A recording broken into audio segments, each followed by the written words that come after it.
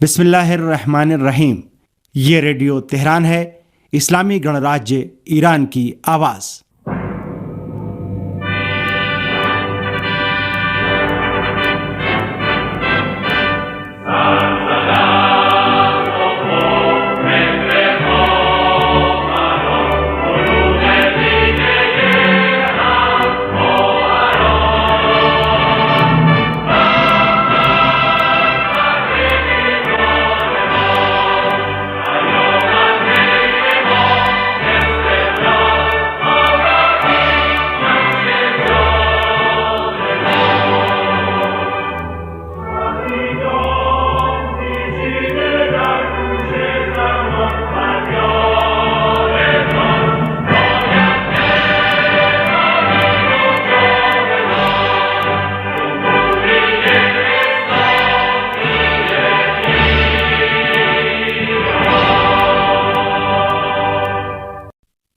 Radio Tehran के सभी आदरणीय श्रोताओं की सेवा में जहरा जैदी और साथियों का सलाम पहुंचे।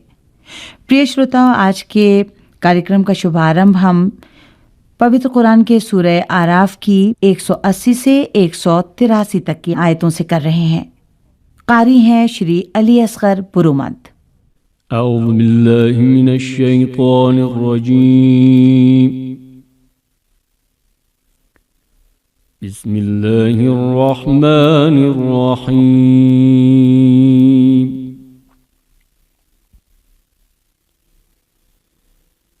वलिल्लाहिल अस्माउल हुस्ना फदऊहु बिहा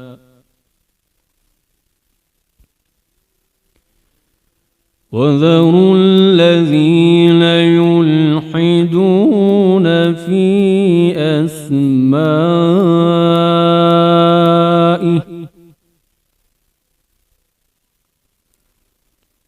سيجزون ما كانوا يعملون.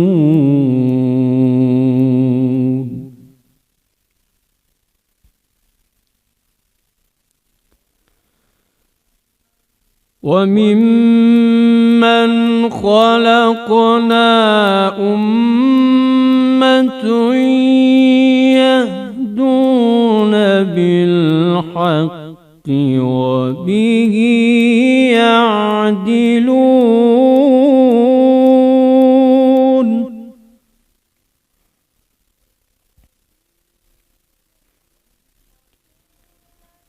والذين كذبوا بآياتنا سنستدرجهم من حيث لا يعلمون.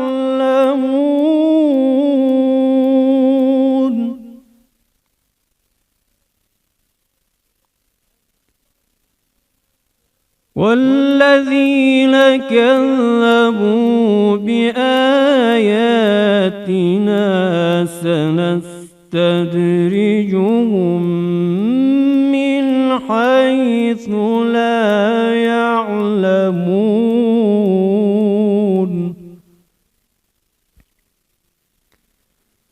وأملي لهم إن كيدي متين.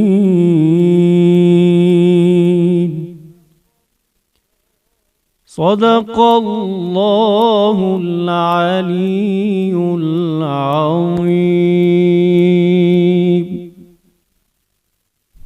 अल्लाह के नाम से जो अत्यंत कृपाशील और दयावान है, और अच्छे नाम अल्लाह ही के लिए हैं, तो तुम उन्हीं के द्वारा उसे पुकारो और उन लोगों को छोड़ दो जो उसके नामों के विषय में कुटिलता ग्रहण करते हैं।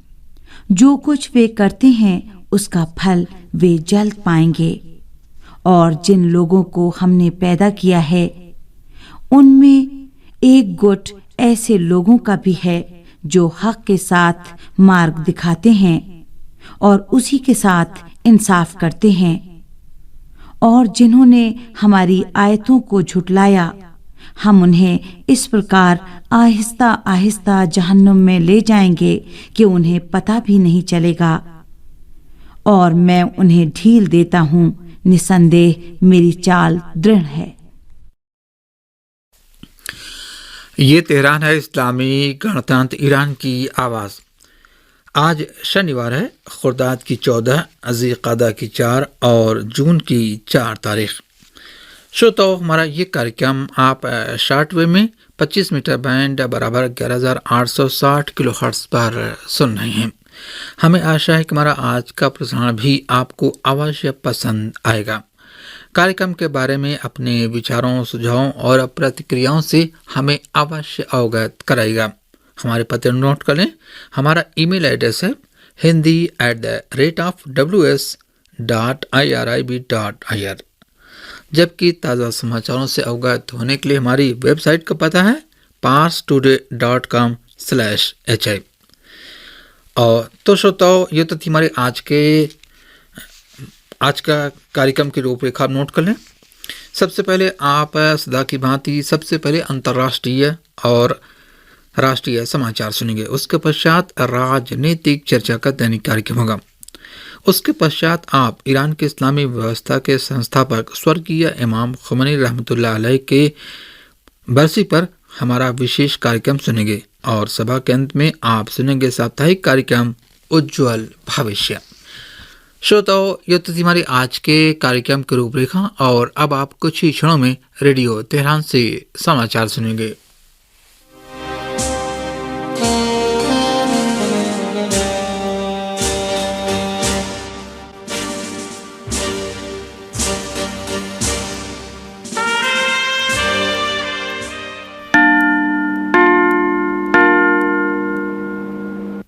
और अब आप मोहम्मद मेहदी से समाचार सुनिए।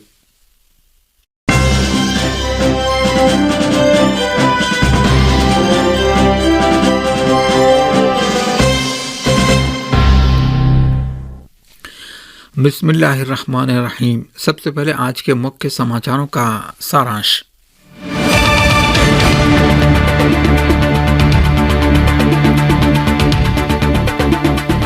इस्लामी क्रांति के सर्वोच्च नेता ने कहा है कि दुश्मन ईरानी राष्ट्र को इस्लामी व्यवस्था के मुकाबले में नहीं ला सकते।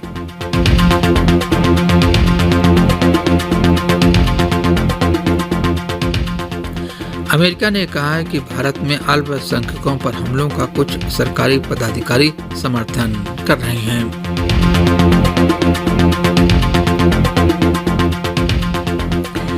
रूस ने कहा है कि यूरोप की नासमझी ऊर्जा संकट का कारण है।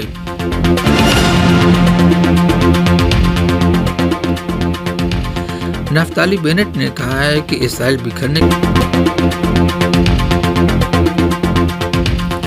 और अब आप विस्तार से समाचार सुनिए। ईरान की इस्लामी व्यवस्था के संस्थापक स्वर्गीय इमाम खुमैनी रहमतुल्लाह अलैह की आज 33वीं बरसी मनाई गई।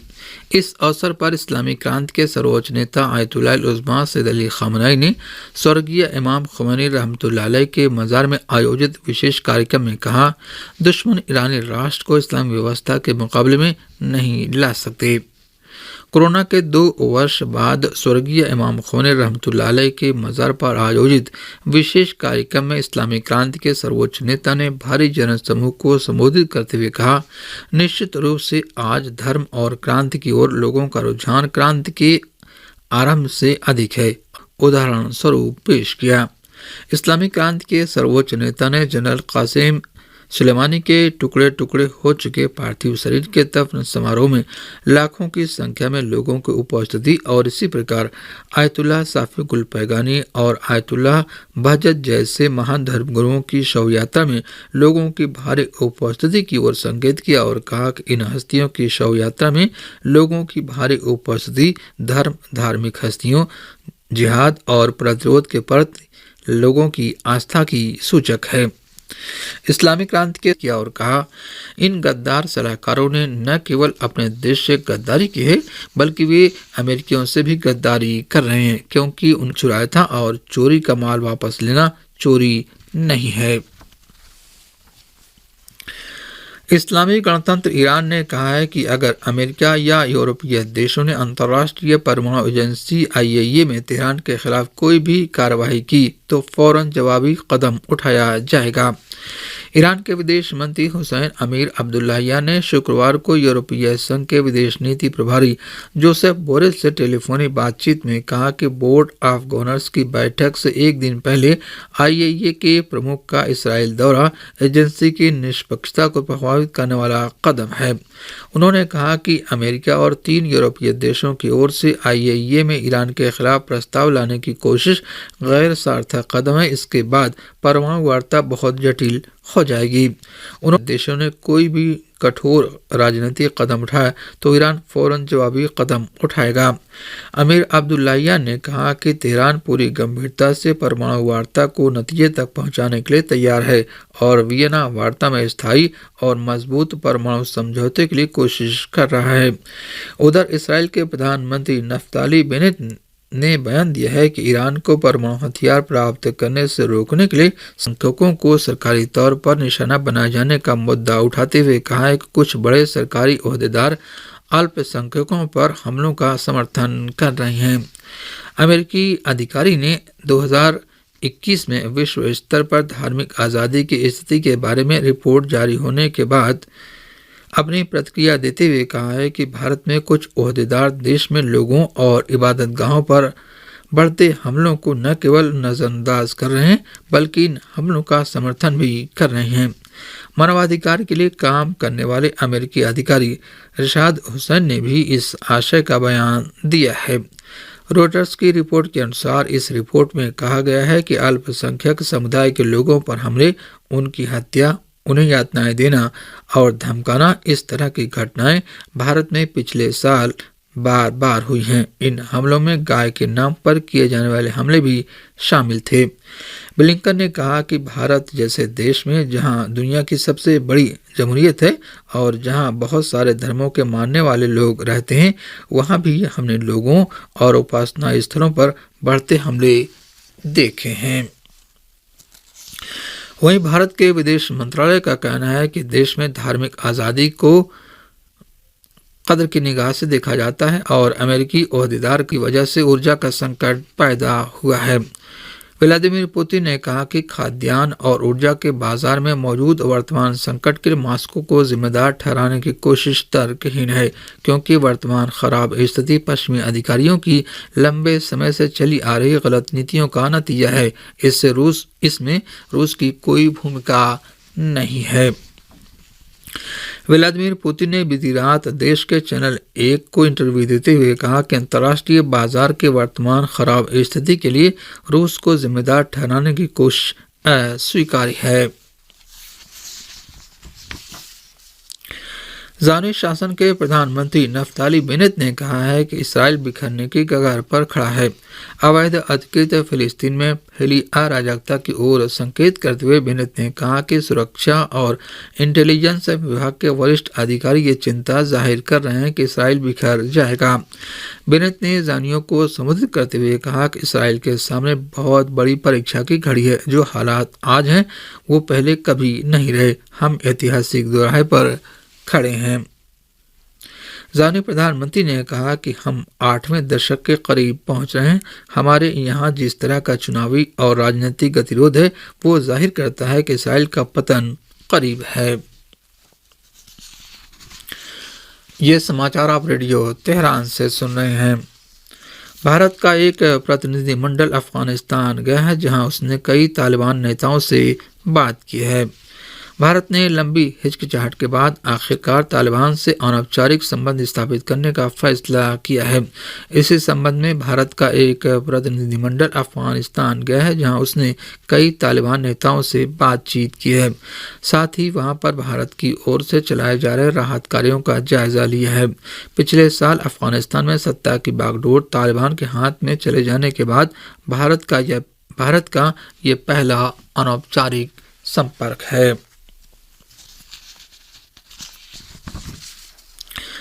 म्यांमार की सैन्य सरकार अपदस्थ नेता आंग सान सूची की पार्टी के एक पूर्व सांसद को मृत्युदंड देगी। म्यांमार में इस समय सैन्य शासन है और उस पर ज्यादतियों के आरोप लगते रहे हैं। म्यांमार में फांसी की सज़ा को फिर से शुरू किया जा रहा है। ज्ञात रहे कि इस देश में आखिरी बार 1988 में मौत की सज़ा दी गई थी। पिछले 34 साल में अदालतों ने मौत की सज़ा देने से परहेज किया है, लेकिन म्यांमार की सैन्य सरकार फिर से इसे शुरू करने जा रही है। यमन में संघर्ष विराम की समय सीमा 2 महीना बढ़ाने पर सहमति हो गई, जिसका सुरक्षा परिषद ने स्वागत किया है। संयुक्त राष्ट्र संघ की सुरक्षा परिषद ने यमन में संघर्ष विराम की समय सीमा बढ़ाने पर बनने वाली सहमति का स्वागत किया है और सरकारों और संस्थाओं से अपील की है कि यमन की मानवीय सहायता के लिए आर्थिक मदद करें। सुरक्षा परिषद से जारी होने वाले बयान में कहा गया है कि हम संघर्ष विराम का समय बढ़ाने की सहमति का स्वागत करते हैं और संबंधित पक्षों की मेहनत को सराहते हैं, जिसके नतीजे में साफ नजर आने वाले नतीजे हासिल हुए हैं। बयान में कहा गया है कि संघर्ष विराम के कारण आम नागरिकों को होने वाली जानी नुकसान में भारी कमी आई है। और इसी के साथ रेडियो तेहरान से समाचार समाप्त हुए।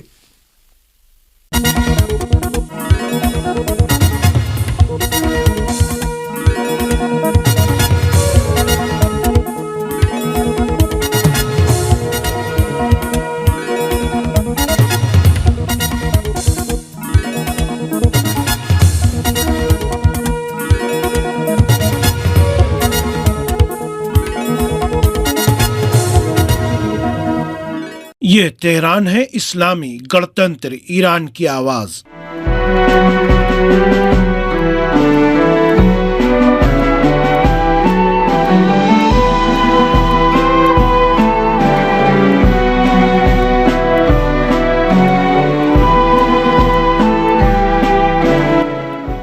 दोस्तों, मैं हूं रविश जैदी और आपका स्वागत है राजनैतिक चर्चा के दैनिक कार्यक्रम में। आज के कार्यक्रम में हम सबसे पहले बात करेंगे ईरान समेत दुनिया भर में स्वर्गीय इमाम ख़ुमैनी की बरसी के मौके पर आयोजित होने वाले कार्यक्रमों के बारे में। इमाम बा इल्हाम इलाही। और फिर बात करेंगे स्वर्गीय इमाम ख़ुमैनी रहमतुल्लाह अलैह की नज़र में इस्लामी क्रांति की सफलता में महिलाओं की भूमिका के बारे में। और अंत में चलेंगे भारत, जहां कश्मीर में इमाम ख़ुमैनी रहमतुल्लाह अलैह की बरसी के मौके पर आयोजित हुए प्रोग्रामों के बारे में हमारे संवाददाता आपको बताएंगे।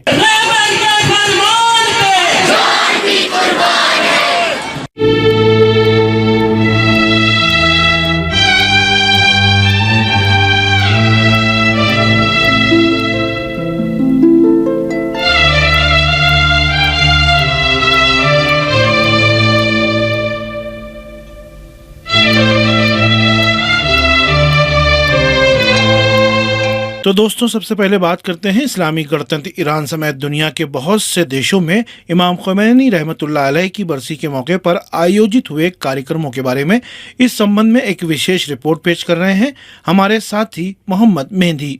आज इस्लामी क्रांति के संस्थापक सैयद रूहुल्लाह मूसवी ख़ुमैनी की 33वीं बरसी के अवसर पर शोक समारोहों और शोक सभाओं की एक श्रृंखला पूरी दुनिया में, विशेष रूप से इस्लामी गणतंत्र ईरान में अपने चरम पर पहुंच गई। स्वर्गीय इमाम ख़ुमैनी रहमतुल्लाह अलैह ईरान की इस्लामी व्यवस्था के संस्थापक और 20वीं सदी के अद्वितीय धार्मिक और राजनीतिक नेता का 3 जून 1989 में स्वर्गवास हुआ था। उनकी बरसी के अवसर पर दुनिया भर के लाखों स्वतंत्रता प्रेमी उनको याद कर रहे हैं और उन्हें श्रद्धा सुमन अर्पित कर रहे हैं।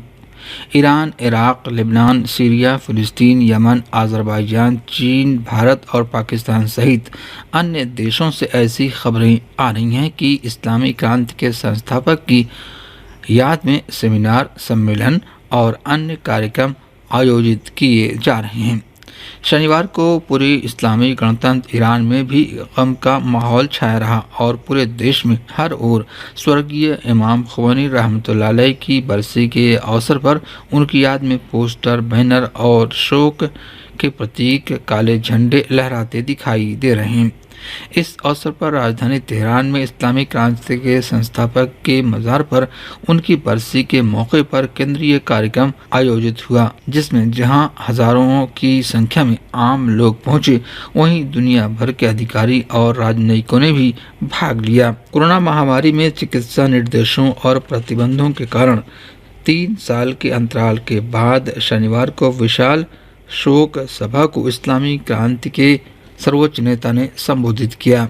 इमाम बा इल्हाम इलाही, हकीकतन बा इल्हाम इलाही, आयतुल्लाह उस्मा सैयद अली खamenei ने इस अवसर पर अपने संबोधन में कहा कि इमाम ख़ोमेनी इस्लामी लोकतंत्र की आत्मा हैं। अगर इस्लामी लोकतंत्र से ये आत्मा ले ली जाए और इसे नज़रअंदाज कर दिया जाए तो ये व्यवस्था बेजान तस्वीर बनकर रह जाएगी। उन्होंने कहा कि नौजवान नस्ल के लिए इमाम की पहचान इसलिए महत्व रखती है क्योंकि भविष्य में देश को बेहतरीन तरीके से चलाने में मदद करेगी। इमाम सिर्फ कल के इमाम नहीं थे, बल्कि इमाम आज भी इमाम है और कल भी इमाम रहेंगे। ईरान के अलावा इराक़ में भी भारी संख्या में कबीलों के सरदारों ने एकत्रित होकर इमाम ख़ोमेनी रहमतुल्लाह अलैह के प्रति अपनी श्रद्धा व्यक्त की और इमाम ख़ोमेनी के जीवन पर प्रकाश डाला। दक्षिणी इराक़ के कबीलों के सरदार अबू अली अल हिल्फी बताते हैं कि वो नजफ में कई बार इमाम ख़ोमेनी से मिलने उनके पास गए थे। वो कहते हैं कि इस दौर में इमाम ख़ोमेनी जैसी हस्ती अद्वितीय है। मैं अपने आप को भाग्यशाली समझता हूँ कि जो मुझे इमाम ख़ोमेनी से मुलाकात का सौभाग्य प्राप्त हुआ। वहीं लेबनान की राजधानी बैरूत में इमाम ख़ोमेनी रहमतुल्लाह अलैह की बरसी के मौके पर ईरान के राजदूत ने कहा कि इमाम ख़ोमेनी ने न केवल ईरान के लोगों के लिए बल्कि पूरी दुनिया के लिए सच्चाई और न्याय का झंडा फहराया। आज दुनिया में बहुत सारे ऐसे कमज़ोर देश हैं जिन्होंने इमाम ख़ोमेनी को अपना आदर्श मानते हुए इतना साहस पैदा कर लिया है कि वे आज किसी भी जुल्म के सामने घुटने नहीं टेक रहे और अत्याचारियों का डटकर मुकाबला कर रहे हैं।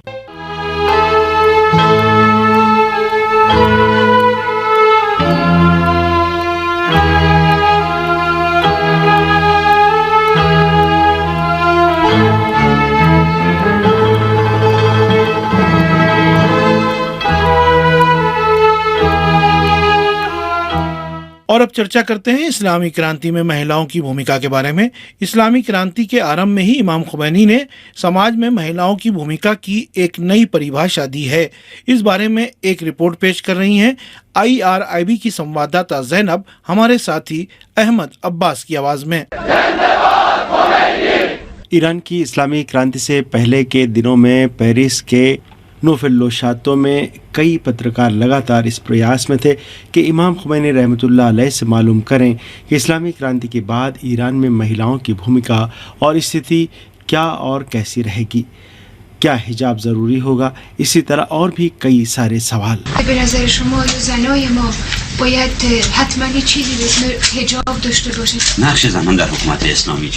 जिसके जवाब में स्वर्गीय इमाम ख़ोमेनी ने कहा कि इस्लामी क्रांति की सफलता के बाद ईरान में बनने वाली लोकतांत्रिक सरकार इस बारे में खुद फैसला करेगी। उन दिनों इमाम ख़ोमेनी ने हालांकि एक संक्षिप्त उत्तर के साथ अपनी बात समाप्त कर दी थी, लेकिन उसका विस्तार से उत्तर देने के लिए उन्होंने अपनी बातें उसके सही समय के लिए रोक रखी थीं। तेहरान स्थित जमरान इलाके में मौजूद आम लोगों से मुलाकात के स्थान पर ईरान के विभिन्न वर्गों की महिलाओं से मुलाकात में पहले उन्होंने महिलाओं की बातों को सुना। इमाम ख़ोमेनी से मुलाकात के लिए आई एक महिला कहती हैं कि इतिहास में महिलाओं पर हमेशा जुल्म हुआ है, उनके साथ हमेशा ज्यादती हुई है। और फिर उसके बाद उन्होंने अपनी बात रखी। इन्हीं मुलाकातों में इमाम खुमैनी ने समाज में महिलाओं की भूमिका की एक नई परिभाषा पेश की। इमाम खुमैनी कहते हैं कि समाज में महिलाओं की भूमिका पुरुषों की भूमिका से अधिक है। इसी तरह इमाम खुमैनी अपनी वसीयत में कहते हैं कि महिला एक ऐसी महान हस्ती होती है कि जो समाज को महान से महान हस्तियां देती है। इमाम खुमैनी से मुलाकात करने वाली महिलाओं में एक 15 वर्षीय बच्ची भी थी जो आज इमाम खुमैनी के विचारों और उनके प्रभाव के बारे में बताती हैं। मैं जिंदा हूँ नामक किताब की लेखिका मासूम आबादी कहती हैं कि इमाम खुमैनी ने समाज के लिए जिस ऊंचाई, उत्थान और विकास के बारे में सोचा और जिसका केंद्र महिलाओं को नज़र में रखा था, इमाम की एक बहुत ही साहित्यिक और रहस्यमय व्याख्या थी। मासूम आबादी इमाम खुमैनी पर लिखी गई किताब सहीफ़े इमाम हाथों में उठाती हैं और उसमें से इमाम खुमैनी के भाषण के कुछ भागों को पढ़ने लगती हैं और कहती हैं कि ये इमाम की सलाह का ही नतीजा था कि 8 वर्षीय पवित्र प्रतिरक्षा के आरंभ से ही महिलाओं ने अपनी भूमिका को पहचान लिया था और देश की रक्षा में अहम भूमिकाएं निभानी शुरू कर दी थीं। मासूम आबादी कहती हैं कि इमाम खुमैनी ने यह स्पष्ट कर दिया था कि महिलाएं कब और कैसे युद्ध के मोर्चों पर सैनिकों की मदद करें। मासूम आबादी 17 साल की उम्र में एक बचाव दल के साथ मोर्चे पर सैनिकों की मदद के लिए गई थी और जल्द ही उन्हें इराकी सेना ने बंदी बना लिया था। 4 साल की कैद के बाद उन्होंने इमाम खुमैनी से प्राप्त नए विश्व दृष्टि के साथ प्रजनन स्वास्थ्य में डॉक्टरेट प्राप्त किया और विश्वविद्यालय में पढ़ाने के दौरान सामाजिक और सांस्कृतिक गतिविधियों में व्यस्त हो गईं। 2370 मासूम आबादी बताती हैं कि अब तक वो 2370 बच्चों को जन्म दिला चुकी हैं। वो अपने पेशे से बहुत प्यार करती हैं। मासूम आबादी कहती हैं कि इस्लामी क्रांति ने न केवल ईरान बल्कि दुनिया भर की महिलाओं को एक नई ऊंचाई दी, नया रास्ता दिखाया। वो कहती हैं कि आज समाज के लगभग हर क्षेत्र में महिलाओं की उपस्थिति को देखा जा सकता है। वो कहती हैं कि इमाम खुमैनी ने पुरुषों से ज्यादा महिलाओं के अधिकारों का ख्याल रखा। आज की महिलाओं पर उनका बहुत बड़ा एहसान है। IRIB के संवाददाता जैनब की विशेष रिपोर्ट।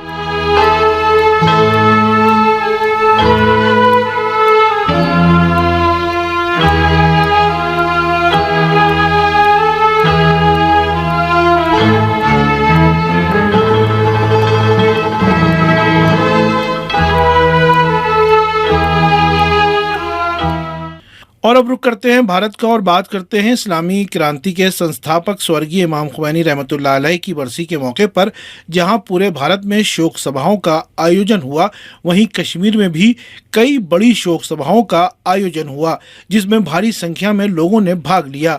इस बारे में विस्तार से जानकारी दे रहे हैं श्रीनगर से हमारे संवाददाता सिप्ते मोहम्मद हसन। विश्व भर की इस्लामी जनता के साथ साथ भारत प्रशासित जम्मू कश्मीर में भी इमाम खुमैनी रिज़वानुल्लाह अलैह की 33वीं बरसी के अवसर पर उन्हें श्रद्धांजलि अर्पित करने के लिए विभिन्न सभाएं आयोजित हुई जिसमें भारी संख्या में लोगों ने भाग लिया। इन सभाओं में धार्मिक और इंटेलेक्चुअलों ने कहा कि आज से 33 वर्ष पहले इमाम खुमैनी रिज़वानुल्लाह अलैह ने जिस इनकलाब की बुनियाद डाली, आज उसके फायदे से पूरे इस्लामी जनता फायदा उठा रहे हैं। उन्होंने कहा कि इमाम खुमैनी रिज़वानुल्लाह अलैह के इनकलाब ने ही लोगों को जालिम के सामने उठ खड़ा होने का सलीका सिखाया। धार्मिक नेताओं ने इस अवसर पर कहा, इमाम खुमैनी की तजदीद करने के लिए जितने भी प्रोग्राम मुनअक़िद हो सकते हैं, हम इमाम खुमैनी क़द्दसल्लाहु नफ़्सहु ज़किया का जो हक है हम पर, हम उसको अदा नहीं कर सकते। इस्लामी गणतंत्र ईरान के पक्ष में भी जोरदार नारे बुलंद किए गए।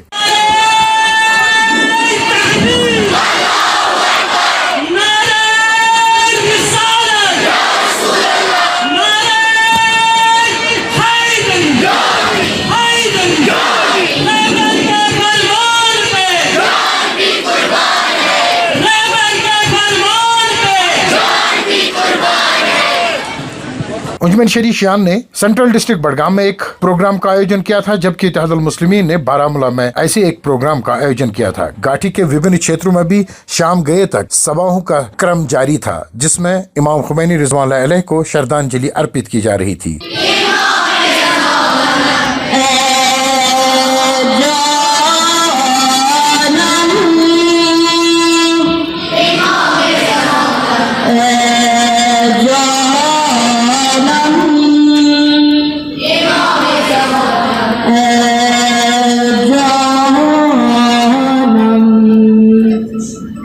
धार्मिक नेताओं ने लोगों पर बल दिया कि इमाम खुमैनी रिज़वानुल्लाह अलैह ने जो राह उनके लिए रखी है उस पर वो कारबंद रहे। उन्होंने कहा कि अगर हमें सफल पूर्वक साबित होना है तो इमाम खुमैनी रिज़वानुल्लाह अलैह ने जो लक्ष्य हमें दिया है हमें उसे प्राप्त करना होगा। इस अवसर पर धार्मिक नेताओं ने विश्व के इस्लामी जनता पर भी बल दिया कि वो एकता के साथ आगे बढ़े। उन्होंने कहा कि फलस्तीन हो या कश्मीर हो या अन्य जहाँ भी नरसंहार हो रहा है, अगर मुस्लिम जनता एकजुट होगी तो इसका मुकाबला किया जा सकता है। उन्होंने यमन में भी नरसंहार पर खेद प्रकट किया। इस अवसर पर लोगों का जज्बा दीदा नहीं था। Sipti Mohammad Hasan, radio Tehran, Srinagar. श्रोताओं, राजनीतिक चर्चा का दैनिक कार्यक्रम अब यहीं समाप्त होता है।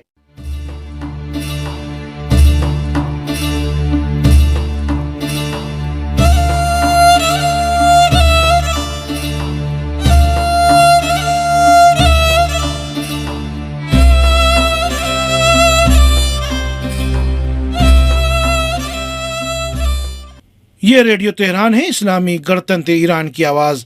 दोस्तों, हमारी आज की सभा का अंतिम कार्यक्रम होगा उज्जवल भविष्य, लेकिन उससे पहले प्रस्तुत है स्वर्गीय इमाम खुमैनी रहमतुल्लाह अलैह की 33वीं बरसी के मौके पर एक विशेष कार्यक्रम।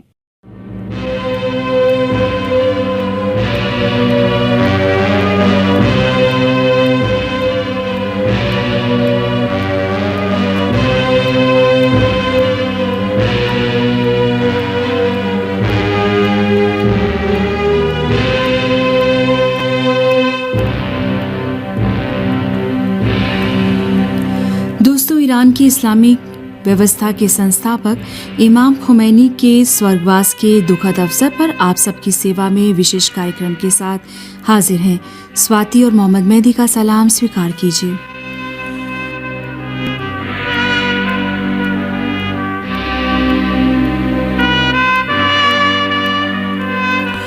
दोस्तों, स्वर्गीय इमाम खुमैनी रहमतुल्लाह अलैह वो महान हस्ती थे जिन्होंने ईरान की इस्लामी व्यवस्था की बुनियाद रखी, और ये व्यवस्था आज पूरी दुनिया विशेषकर मजलूम व स्वतंत्र राष्ट्रों के लिए आदर्श बन चुकी है। स्वर्गीय इमाम खुमैनी रहमतुल्लाह अलैह ने अन्याय के खिलाफ अपना आंदोलन उस समय आरंभ किया जब पूरी दुनिया पूर्वी और पश्चिमी दो ब्लॉकों में बटी हुई थी, और बहुत से लोग ये समझते थे कि जिसे भी रहना है उसे इन दोनों ब्लॉकों में से किसी एक से मिलकर रहना होगा, वरना जीवित नहीं रहा जा सकता।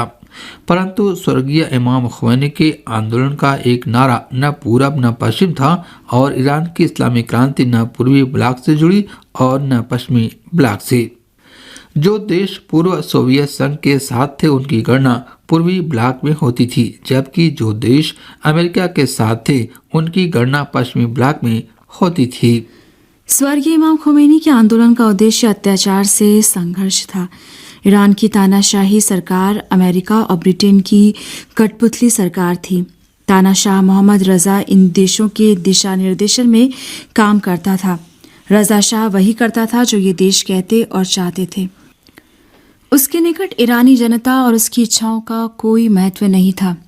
मोहम्मद रजा के अत्याचार थे, जिसकी वजह से स्वर्गीय इमाम खुमैनी उसके मुखर विरोधी थे। स्वर्गीय इमाम खुमैनी ने शाह के खिलाफ जो आंदोलन आरंभ कर रखा था उसमें कैप्चुलेशन कानून ने आग में घी डालने का काम किया। इस कानून के अनुसार अमेरिकी जो भी अपराध ईरान में करते उन पर ईरान में मुकदमा नहीं चलाया जा सकता था। इस कानून के पारित होने का अर्थ ईरान में अपराध करने के लिए अमेरिकियों के हाथों को खुला छोड़ देना था। इस कानून के पारित हो जाने के बाद ईरान की इस्लामिक व्यवस्था के संस्थापक ने विभिन्न अवसरों पर शाह की अत्याचारी सरकार के खिलाफ जो भाषण दिया था उससे जनता में जागरूकता व चेतना की लहर दौड़ गई थी। ईरान की इस्लामी व्यवस्था के संस्थापक स्वर्गीय इमाम खुमैनी रहमतुल्लाह अलैह की एक विशेषता ये थी कि वो साम्राज्यवाद के खिलाफ खुलकर बोलते थे। स्वर्गीय इमाम खुमैनी इस बिंदु पर बल देकर कहते थे कि साम्राज्य से मुकाबले के लिए कार्यक्रम बनाना चाहिए और समस्त रास्तों व विचारों की समीक्षा की जानी चाहिए। वो न केवल शाह के अत्याचारों के खिलाफ बोलते थे बल्कि अमेरिका और ब्रिटेन के खिलाफ भी खुलकर बोलते थे। यहाँ तक कि ईरान की तानाशाही सरकार के सुरक्षा बलों ने 15 खुर्दा 1342 हिजरी शमसी अर्थात 5 जून 1963 की सुबह में पवित्र नगर कुम में स्थित इमाम खुमैनी के घर पर हमला करके उन्हें गिरफ्तार कर लिया और तेहरान स्थानांतरित करके उन्हें जेल में डाल दिया। स्वर्गीय इमाम खुमैनी के गिरफ्तार होने की खबर जब ईरानी शहरों में जंगल की आग की तरह फैल गई तो कौम, तेहरान, वरामीन, मशहद और शिराज जैसे नगरों में बड़े पैमाने पर प्रदर्शन हुए।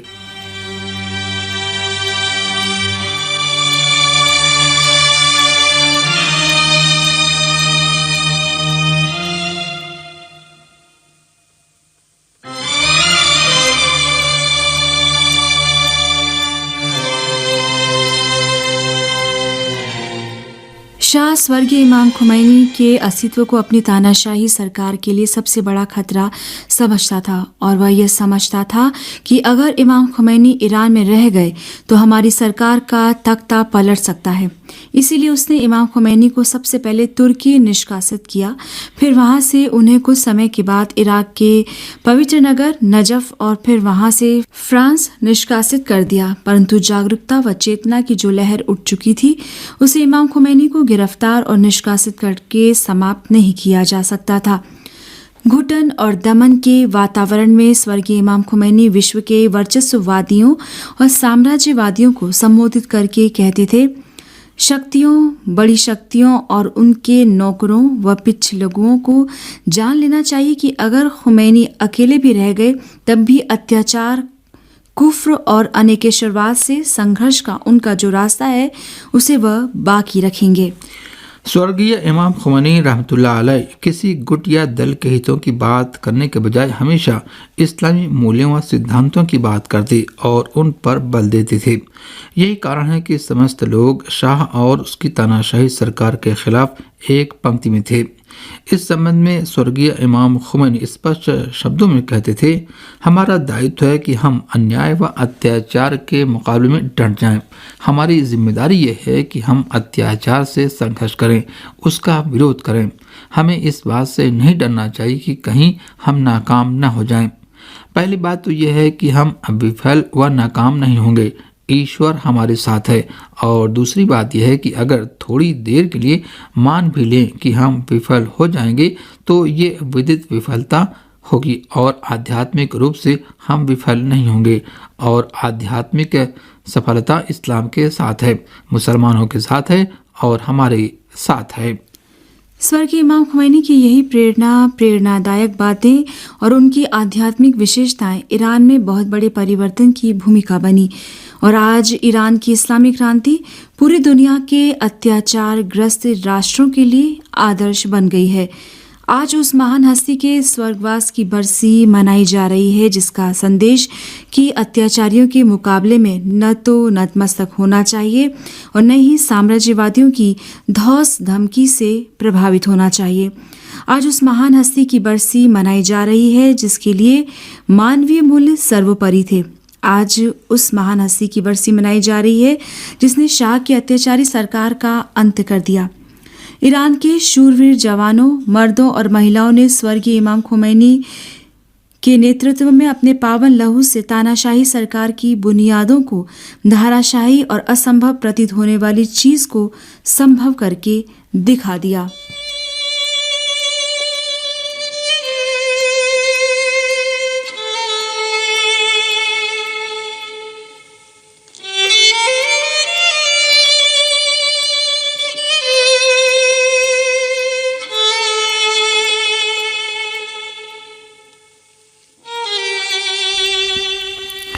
स्वर्गीय इमाम खुमैनी रहमतुल्लाह अलैह ने न केवल ईरान से शाह की अत्याचारी सरकार का अंत कर दिया बल्कि ईरान में अमेरिका और ब्रिटेन के प्रभाव को भी खत्म कर दिया।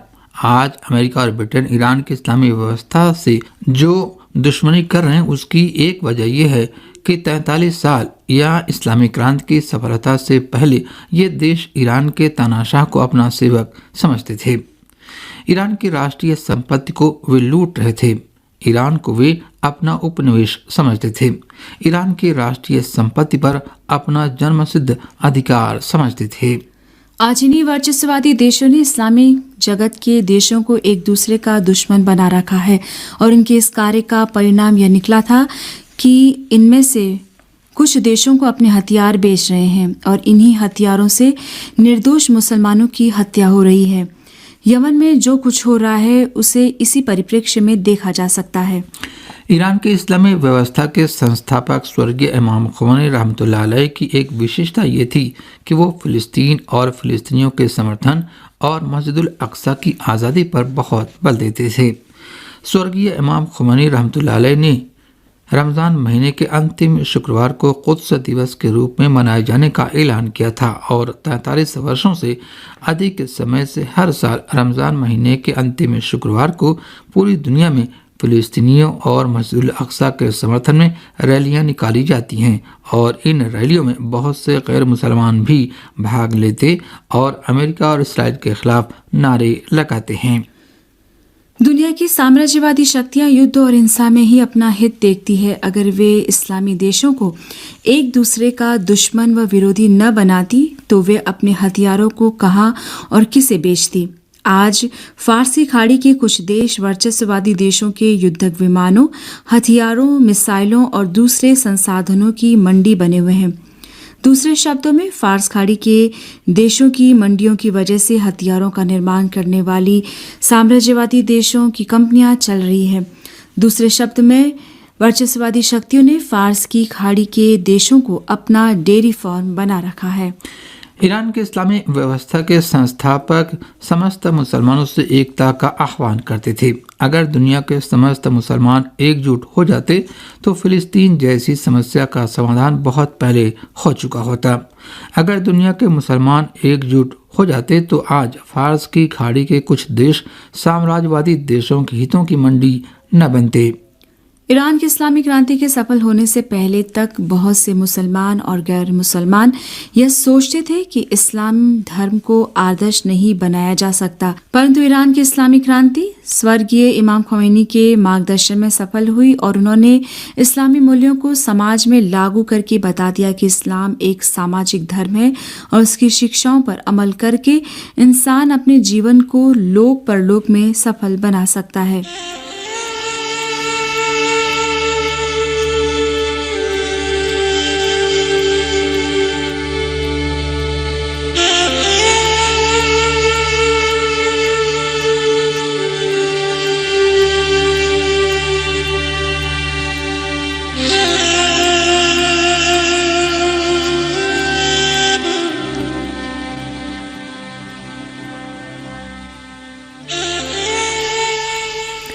बहरहाल ईरान की इस्लामी व्यवस्था के संस्थापक स्वर्गीय इमाम खुमैनी रहमतुल्लाह अलैह के स्वर्गवास को 33 साल का समय बीत रहा है। आज उनकी मज़ार पर लाखों ईरानी और गैर ईरानी जमा हैं और हर साल लोग उनकी मज़ार पर इसी प्रकार एकत्रित होते और उनके मार्ग पर चलने की प्रतिज्ञा करते हैं। स्वर्गीय इमाम खुमैनी रहमतुल्लाह अलैह आज हमारे बीच नहीं हैं, परंतु उनकी शिक्षाएं व आकांक्षाएं हमारे मध्य हैं और लोगों के दिलों में वे हमेशा जिंदा रहेंगी।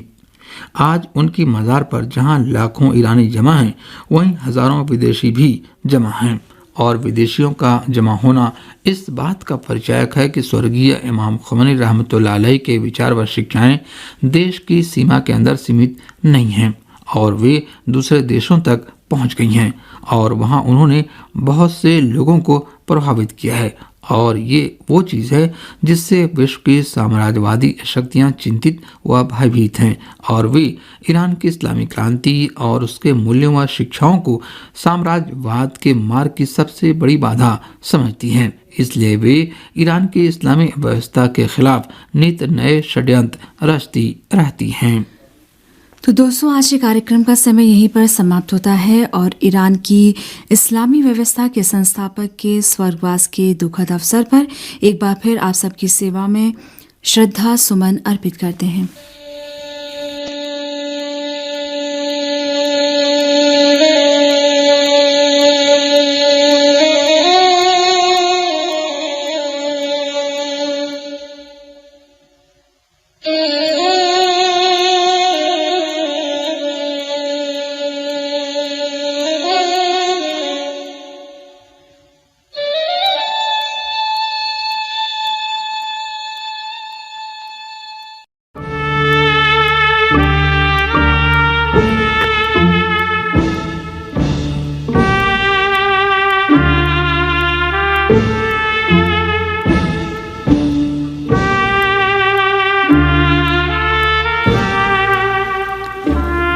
दोस्तों, कार्यक्रम उज्जवल भविष्य की एक अन्य कड़ी के साथ आपकी सेवा में उपस्थित हैं मरियम मेहरदादी और मोहम्मद मेहदी का सलाम स्वीकार कीजिए। इस कार्यक्रम में हम एरोस्पेस के क्षेत्र में ईरान की प्रगति की चर्चा करेंगे।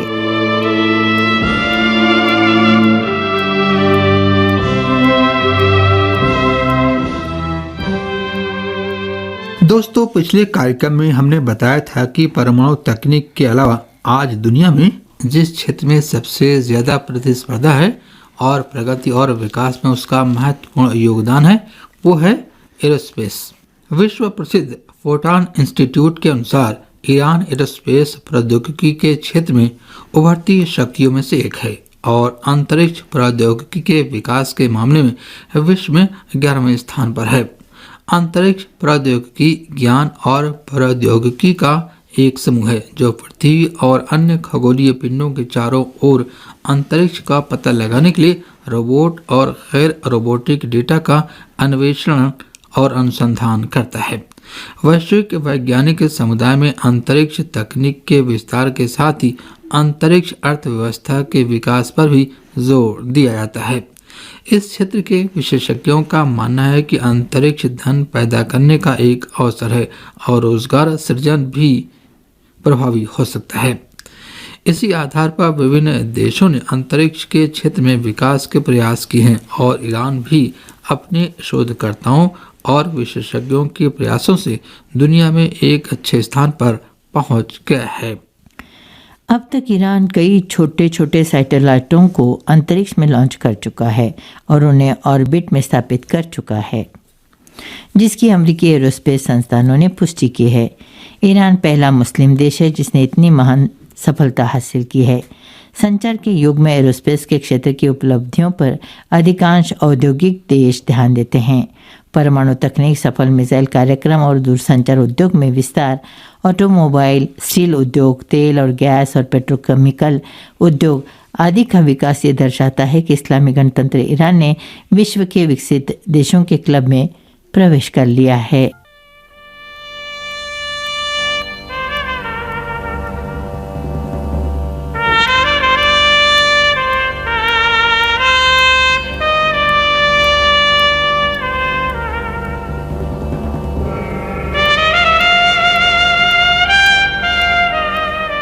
हालिया दशकों में ईरान ने जिस वैज्ञानिक क्षेत्र में अच्छी प्रगति की है उनमें से एक स्टेम सेल की तकनीक है।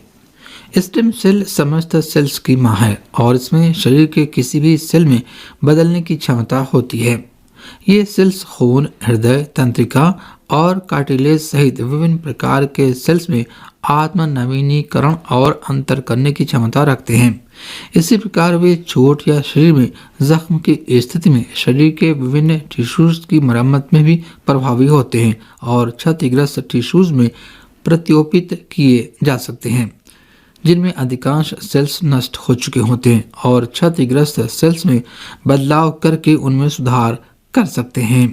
स्टेम सेल की अनूठी क्षमता के कारण ये सेल्स आज बायोलॉजी और चिकित्सा विज्ञान का एक दिलचस्प विषय है। इस क्षेत्र में शोध से हमारी जानकारी में भी वृद्धि हुई है कि किस तरह से एक सेल से बनने वाला एक अंग कैसे बढ़ता है, और इससे भी महत्वपूर्ण बात यह है कि उस तंत्र को समझने में मदद मिली है जिसके द्वारा स्वस्थ सेल्स से क्षतिग्रस्त सेल्स को प्रतिस्थापित किया जा सकता है।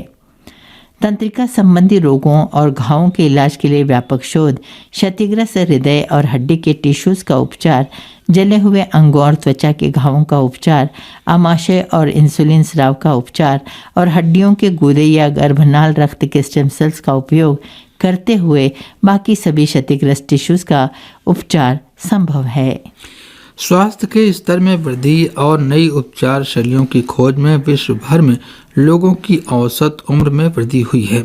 इसके बावजूद पुरानी बीमारियां जो टिश्यूज और शरीर के अंगों को कमज़ोर कर देते हैं और इसी तरह से विरासत में मिलने वाली कैंसर से जुड़ी बीमारियां आज भी अनसुलझी चिकित्सा चुनौतियां हैं। स्टेम सेल और दवाओं के ज्ञान ने इन समस्याओं को दूर करने के लिए प्रभावी समाधान उपलब्ध कराए हैं। इन चमत्कारी सेल्स के बारे में विशेषज्ञ काफ़ी उत्साहित हैं जो शरीर में प्रचुर मात्रा में हैं। जो विभिन्न प्रकार के टिश्यूज की मरम्मत कर सकते हैं और उनका स्थान ले सकते हैं। ये सेल्स चिकित्सा विज्ञान में एक क्रांति ला रहे हैं और ये उतने ही प्रभावी हैं जितने कि एंटीबायोटिक्स और टीके बीमारी के इलाज और उन्मूलन में प्रभावी होते हैं।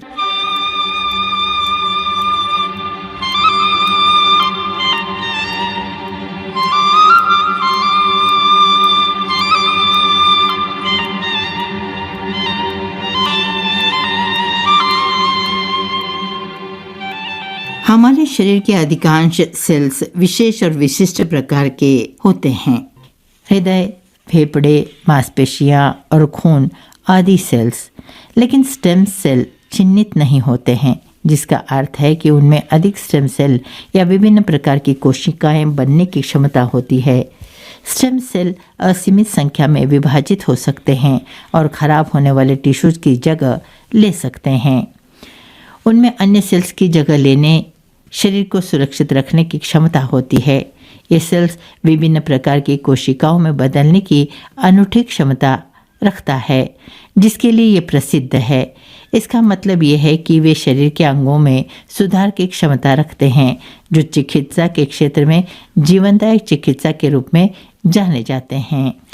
इससे पहले वैज्ञानिकों ने भ्रूण के स्टेम सेल पर अपना ध्यान केंद्रित कर रखा था, क्योंकि स्वाभाविक रूप से ये सेल्स हजारों अन्य सेल और बच्चों के अंगों और टिश्यूज में बदल जाते हैं।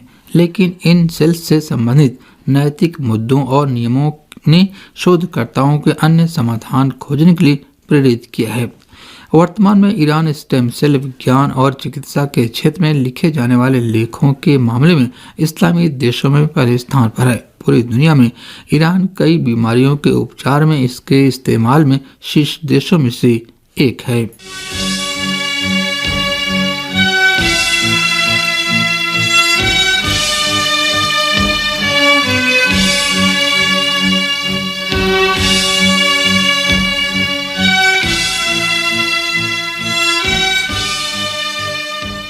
रोयान अनुसंधान संस्थान ईरान में स्टेम सेल के क्षेत्र में पहला शोध केंद्र है। इस शोध केंद्र ने अब तक स्टेम सेल के क्षेत्र में कई महत्वपूर्ण सफलताएं अपने नाम की हैं। इनमें से हार्ट अटैक के कारण हार्ट को पहुंचने वाली क्षति को ठीक करने के लिए स्टेम सेल के इस्तेमाल का उल्लेख किया जा सकता है। पहली बार आंखों के रेटिना के घावों को ठीक करने के लिए स्टेम सेल का इस्तेमाल, पहले निजी नवजात गर्भनाल रक्त बैंक की स्थापना रोयान अनुसंधान संस्थान की एक अन्य उपलब्धि है। इसी शोध के चलते इस अनुसंधान संस्थान में 2 क्लोन बछड़ों और 3 क्लोन बकरी के बच्चों ने जन्म लिया।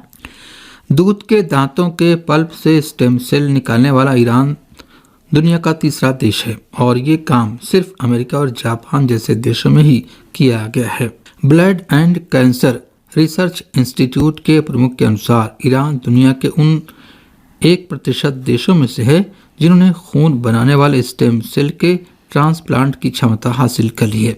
वर्तमान में तुर्की, सऊदी अरब, रूस और ईरान के बाद स्वीडन और ऑस्ट्रिया जैसे कुछ यूरोपीय देश इस क्षेत्र में सक्रिय हैं।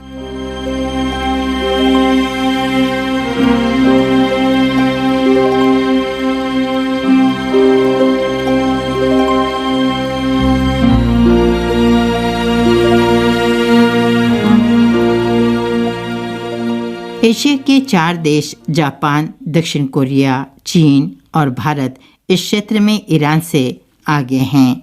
स्टेम सेल के क्षेत्र में ईरान की प्रगति के विषय पर एक इंटरव्यू में रोयान अनुसंधान संस्थान के वैज्ञानिक डॉक्टर हमीद गुराबी ने कहा था कि उन देशों की तुलना में कि जिन्होंने स्टेम सेल के शोध पर भारी बजट खर्च किया है, ईरान ने कम बजट के साथ अच्छी सफलता हासिल की है।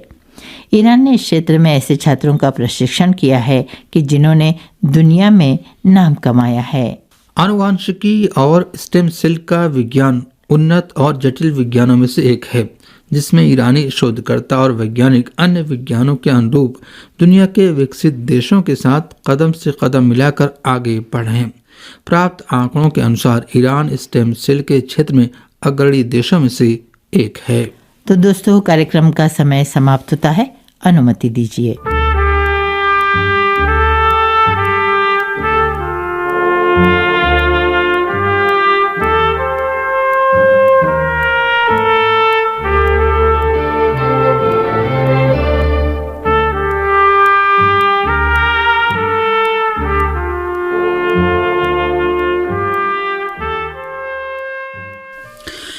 ये तेहरान है, इस्लामी गणतंत्र ईरान की आवाज़। श्रोताओं, अभी आप सुन रहे थे साप्ताहिक कार्यक्रम उज्ज्वल भविष्य, और अब समय मुख्य समाचारों के सारांश का। ईरान के इस्लामी क्रांति के सर्वोच्च नेता ने कहा है कि दुश्मन ईरानी राष्ट्र को इस्लामी व्यवस्था के मुकाबले में नहीं ला सकते।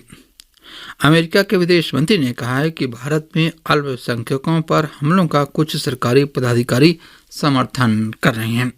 रूस ने कहा कि यूरोप की नासमझी ऊर्जा संकट का कारण है। नेफ्ताली बेनेट ने कहा है कि इसराइल बिखरने की कगार पर है। तो श्रोताओं, इसी के साथ हमारा ये कार्यक्रम यहीं पर समाप्त होता है। शुभकामनाओं के साथ आपसे विदा चाहते हैं। खुदा हाफिज, शुभ रात्रि।